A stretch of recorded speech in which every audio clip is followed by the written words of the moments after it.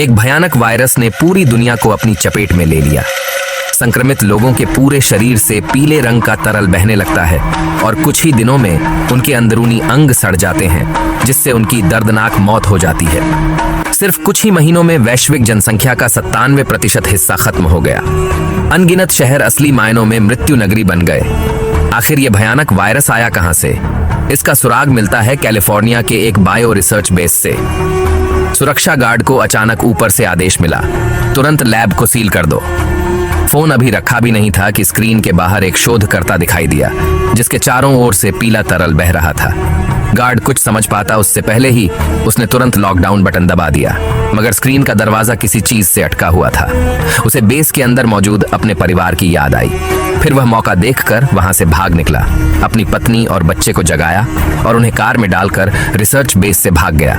लेकिन जैसे ही वे टेक्सास के एनेट टाउन पहुंचे, कार लड़खड़ाते हुए एक पेट्रोल पंप से जा टकराई। पेट्रोल पंप का कर्मचारी सिटू सबसे पहले कार के पास पहुंचा। उसे कार के अंदर बैठे अफ्रीकी गार्ड के चेहरे पर पीला तरल नजर आया। उसने हड़बड़ी में बस एक बात कही, शहर को फौरन बंद करो। और इसके तुरंत बाद उसकी सांसें थम गईं। उसकी पत्नी और बच्चा तो पहले ही कई दिन पहले मर चुके थे। कुछ ही दिनों में एनेट टाउन में महामारी फैल गई। कई लोग संक्रमित होकर सीधा मरने लगे। क्लीन अप टीम पूरी ताकत से लगाई गई, लेकिन फिर भी वे लोगों की मौतों की रफ्तार को नहीं रोक सके। सेना ने जल्द ही पूरे टेक्सास को लॉकडाउन कर दिया और कर्मचारी सिटू को वहीं की एक सैन्य अनुसंधान केंद्र में क्वारंटीन कर दिया गया। एक डॉक्टर दौड़ता हुआ आया और बताया कि जो गार्ड कैलिफोर्निया से भागा था, वह अपने साथ एक अति संक्रामक वायरस लेकर आया।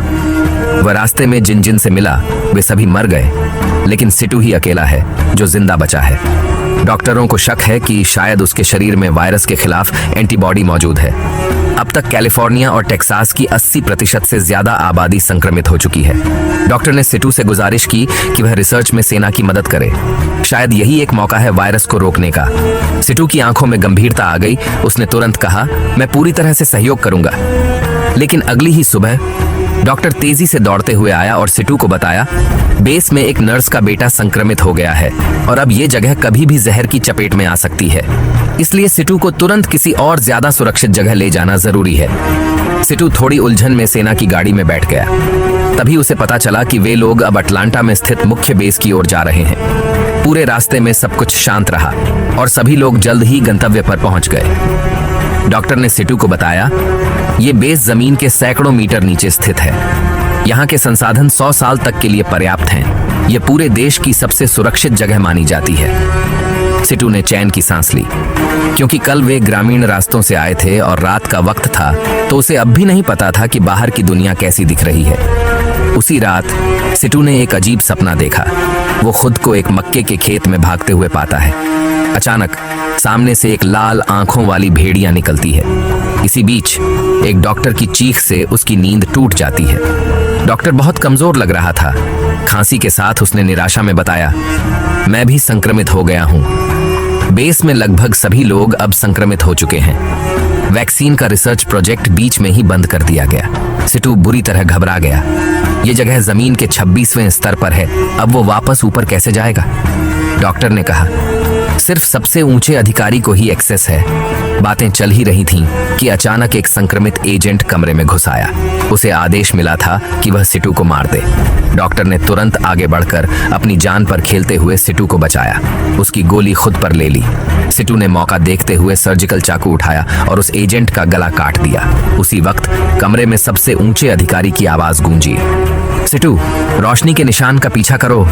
कुछ ही देर में सिटू उस कमांड हब तक पहुंच गया, जहां वह देश के सबसे ऊंचे अधिकारी से मिला। मॉनिटर पर पूरा शहर बर्बादी की तस्वीर बना हुआ था। वयोवृद्ध जनरल के चेहरे पर थकान और निराशा साफ झलक रही थी। उसने कहा, जिस एजेंट ने तुम्हें मारने की कोशिश की, उसके पीछे का आदेश मेरी तरफ से नहीं था। स्पष्ट है कि ऊपर के लोगों में से कोई नहीं चाहता कि एक एंटीबॉडी धारक दुनिया के सामने आए। मजाक है ना? एक ऐसा बेस जो 5000 टन बम भी झेल सकता है, वो एक अदृश्य वायरस के आगे बेबस है। जनरल ने सिटू को पूरा राज्य छोड़ने की इजाजत दे दी। उसे उम्मीद थी कि सिटू मेडिकल रिसर्च सेंटर जाकर वैज्ञानिकों की मदद करेगा और इंसानी सभ्यता को आगे बढ़ा सकेगा। सिटू को कंट्रोल रूम से जाते देख बूढ़े जनरल ने जरा भी हिचकिचाए बिना खुद को गोली मार ली। लाशों से भरे गलियारे पार कर सिटू आखिरकार उस बहुप्रतीक्षित धूप तक पहुंचा, लेकिन वो दुनिया में अकेला जिंदा बचा इंसान नहीं था। न्यूयॉर्क सिटी की सुनसान सड़कों पर एक अश्वेत युवक एंडर अपनी नई प्रेमिका के साथ टहल रहा था। तभी सामने से एक सूट बूट पहना अजनबी आता है, हाथ में एक ब्रीफकेस थामे हुए जिसमें नोटों से भरी गड्डियां थीं। उसने कहा, ये सब पैसा तुम्हारा हो सकता है, बस मुझे तुम्हारी गर्लफ्रेंड 15 मिनट के लिए दे दो। एंडर ने साफ इनकार कर दिया, पर वो आदमी अकेला नहीं था, उसके साथ 2 और साथी भी थे। एंडर को खतरे की आहट मिल चुकी थी। वो अपनी प्रेमिका का हाथ पकड़कर भागने लगा, लेकिन न्यूयॉर्क की हर दुकान और बिल्डिंग बंद पड़ी थी, छुपने की कोई जगह नहीं। आखिर दोनों भागकर पहुंचे एक पास के नाले में। वो जगह बहुत बदबूदार थी, ऊपर से अंदर जाओ तो दिशा का भी कुछ पता नहीं चलता। चारों तरफ अंधेरा और चलते ही चूहे सामने आ जाते। लड़की अब और सहन नहीं कर पाई। उसने कहा, मैं उन लोगों के हाथ लगना पसंद करूंगी, लेकिन इस गटर में एक पल नहीं रहूंगी। एंडर ने लाख समझाया, पर उसने एक नहीं सुनी। धीरे धीरे वो ऊपर चढ़कर निकल गई। पीछे एंडर अकेला ही उस सन्नाटे में रह गया। उसे अब एहसास हुआ, इस बर्बादी में असली खतरा इंसान की फितरत है। अब एंडर ने मोबाइल निकाला और लोकेशन डालकर आगे बढ़ने लगा। गटर के पानी का स्तर अब बढ़ता ही जा रहा था। एंडर सोचने लगा कि क्या उसे लौट जाना चाहिए। तभी पानी में तैरती एक लाश पर उसकी नजर पड़ी। ध्यान से देखा, वो और कोई नहीं, उसकी माँ थी। समय कुछ दिन पीछे चला जाता है, जब एंडर एक लोकप्रिय सिंगर था और एक क्लब में गाना गा रहा था। तभी उसकी माँ का फोन आया। वो अचानक बीमार हो गई थी और उन्हें अस्पताल ले जाया गया। एंडर जब अस्पताल पहुंचा तो देखा पूरा अस्पताल मरीजों से भरा हुआ था। उसे नहीं पता था कि उसकी माँ उस जानलेवा वायरस से संक्रमित हो चुकी है। जब वो उसे कॉरिडोर में दर्द से कराहती देखता है तो उसका दिल टूट जाता है और उसे अपने घर ले आता है इलाज के लिए। लेकिन उसे ये नहीं पता था कि आगे क्या होने वाला है। वायरस का प्रलय अचानक ही आ गया और एंडर की माँ भी जल्द ही रहस्यमय ढंग से गायब हो गई। एक रात सपने में एंडर खुद को खंडहरों के बीच अपने फैंस की तालियों का सामना करता हुआ देखता है। अचानक एक दाढ़ी वाला अजनबी सामने आता है, फिर पलक झपकते ही वही आदमी एक सफेद बालों वाली बूढ़ी औरत में बदल जाता है। झटके से नींद से जागते ही एंडर को समझ आता है उसके आसपास की वो पुरानी हलचल अब गायब हो चुकी है। तभी पास के जंगल से एक बचा खुचा मरीज बाहर निकलता है। वो कहता है, इस दुनिया का अंत कोई बुरी बात नहीं, अब जो चाहे वो कर सकते हैं। एंडर उसकी बात को नजरअंदाज करता है और पार्क के रास्ते पर आगे बढ़ता जाता है। तभी उसे एक और जीवित व्यक्ति मिल जाता है जो खुद को लीटा कहती है। लीटा कहती है, काफी दिन हो गए किसी नॉर्मल इंसान को देखे हुए। दोनों की उम्र लगभग बराबर थी, इसलिए उनमें जल्द ही करीबी जुड़ाव हो गया। चूंकि ये शहर अब रहने के लायक नहीं था, उन्होंने साथ मिलकर उस कथित सुरक्षित कैंप की तलाश शुरू की। पर शहर से बाहर निकलने से पहले ही एंडर को मिलती है अपनी लापता माँ। वो बेहद बुरी हालत में थी। दोनों ने लंबा रास्ता तय किया, अब सिर्फ एक पुल पार करना था और वे इस बर्बादी से बाहर निकल सकते थे। उसी समय टेक्सास के अनेट टाउन में एक और सर्वाइवर हेरोल्ड डे दूरबीन से बाहर का नजारा ले रहा था। महामारी से पहले हेरोल्ड हमेशा अपने हमउम्र लड़कों से पिटता रहता था, लेकिन एक दिन जब वो उठा तो देखा पूरा कस्बा खाली था, सारे लोग मर चुके थे। हेरोल्ड ने न डरा न घबराया, बल्कि उसे अजीब सी मजा आने लगा। वो सड़कों पर घूमने लगा और अचानक उसे एक पुलिस की गन मिल गई। अब उसके अंदर का छोटा सा शैतान जाग चुका था। बिल्कुल उसी गन के साथ वो सीधा पहुंच गया उस लड़की के घर जिसे वो दिल ही दिल में पसंद करता था। अचंभे की बात यह थी कि वो लड़की भी उसी की तरह इस अज्ञात वायरस से इम्यून थी। हेरोल्ड के दिल में खुशी की लहर दौड़ गई। पूरे शहर में सिर्फ वही 2 जिंदा बचे थे, क्या इससे बेहतर कुछ हो सकता है? अब तो एक साथ जिंदगी बिताने का वक्त है, उसने सोचा। लेकिन जैसे ही उसने अपना प्लान बताया, लड़की गुस्से से तमतमा गई और मन ही मन सोचा, काश मैं इसे एक झटके में ठिकाने लगा पाती। फरहान अपने बाप के साथ ही बचा था, लेकिन अब उसके पिता भी वायरस की चपेट में आकर चल बसे। किसी तरह हिम्मत जुटाकर फरहान ने उन्हें पिछले आंगन में दफना दिया। शाम होते होते वो अब भी अपने प्रियजन को खोने के शोक में डूबा था।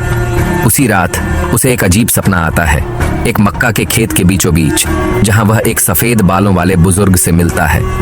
बुजुर्ग कहता है, हम अटलांटा के फोस्टर होम में मिल चुके हैं। उधर हेरोल्ड भी अपनी नोटबुक और नक्शों पर कई संभावनाएं टटोल रहा था। उसने ठान लिया, अब उसे फरहान को लेकर इस वीरान कस्बे से निकलना ही होगा। सुबह जल्दी हैरोल्ड ने अपने आप को पूरी तरह से सजाया संवारा और फिर एक बार सीधे फरहान के घर जा पहुंचा। लेकिन घर के अंदर सन्नाटा था। तभी ऊपर की मंजिल से बाथरूम के पानी की आवाज आई। हैरोल्ड ने दरवाजा जोर से तोड़ा और जो देखा उसने उसके होश उड़ा दिए। फरहान ने बड़ी मात्रा में नींद की गोलियां खा ली थीं। शुक्र है हैरोल्ड वक्त पर पहुंच गया और किसी तरह उसे बचा लिया। उसने फरहान को समझाया, उम्मीद अभी बाकी है। फिर साझा किया अपना महान प्लान, अटलांटा के CDC लैब जाना, जहां शायद उनके शरीर में मौजूद इम्यूनिटी से वैक्सीन बन सकती है। फरहान को भी एक झटका लगा, क्योंकि पिछली रात सपने में वही सफेद बालों वाली महिला उसे भी अटलांटा जाने की बात कह गई थी। इसलिए उसने हैरोल्ड का साथ देने का फैसला किया। दोनों ने शहर की दीवारों पर बाकी बचे लोगों के लिए संदेश छोड़ दिया, CDC अटलांटा में सुरक्षित ठिकाना है। और फिर दोनों मोटरसाइकिल पर सवार होकर यात्रा पर निकल पड़े। उन्हें क्या पता था कि कुछ दूरी पर ही एक जेल के अंदर एक कैदी जैक अब भी जिंदा था। वायरस फैलने के बाद पूरी जेल में सिर्फ वही अकेला बचा था। लगातार 2 दिन से भूखा जैक ने चूहों को खाने की कोशिश की, मगर शरीर कमजोर और चूहे इतने आसान नहीं थे। आखिर में उसकी नजर अपने मरे हुए साथी की लाश पर जा अटकी।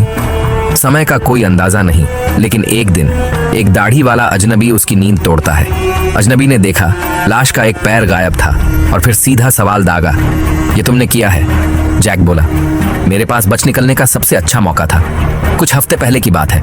वो अपने दोस्त के साथ एक दुकान लूटने की तैयारी कर रहा था, लेकिन अचानक गन मिसफायर हो गई और एक ग्राहक मारा गया। उसके दोस्त ने तुरंत फैसला किया, अब दुकान के मालिक को भी खत्म करना होगा ताकि कोई गवाह ना बचे।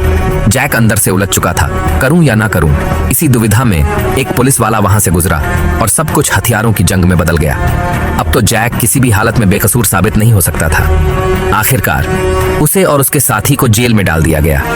लेकिन जेल में आए चंद दिन भी नहीं बीते थे कि वायरस फैल गया। जेल के सारे कैदी एक एक करके मरने लगे। कुछ ही दिनों में जैक अकेला बच गया। उसे लगा अब उसका अंत निश्चित है। लेकिन तभी वो दाढ़ी वाला रहस्यमयी आदमी, मानो आकाश से उतरा कोई देवता, उसे नया जीवन देने आया। उस अजनबी ने उसे उम्मीद दी और सबसे खास बात, उसने जैक को जेल से निकाल दिया। इसके बदले में जैक ने भी वादा किया, मैं तुम्हारे लिए कुछ भी कर सकता हूँ। लेकिन जब जैक बाहर निकला, उसकी मुट्ठी में कुंजी नहीं बल्कि एक लाल चमकती हुई पत्थर थी। और यही था द स्टैंड की पहली और दूसरी कड़ी का सारांश। यह सीरीज फिन की प्रसिद्ध नोवेल पर आधारित है। हालांकि शुरुआती एपिसोड्स में चरित्र थोड़े बिखरे हुए लग सकते हैं, लेकिन बहुत जल्द सभी की कहानियां आपस में जुड़ जाएंगी। मुख्य रूप से कहानी 4 नायकों और एक खलनायक के इर्द गिर्द घूमती है। जो इसे पसंद कर रहे हैं उनसे बस यही कहना है, थोड़ा धैर्य रखें, हम अगले भाग में फिर मिलेंगे।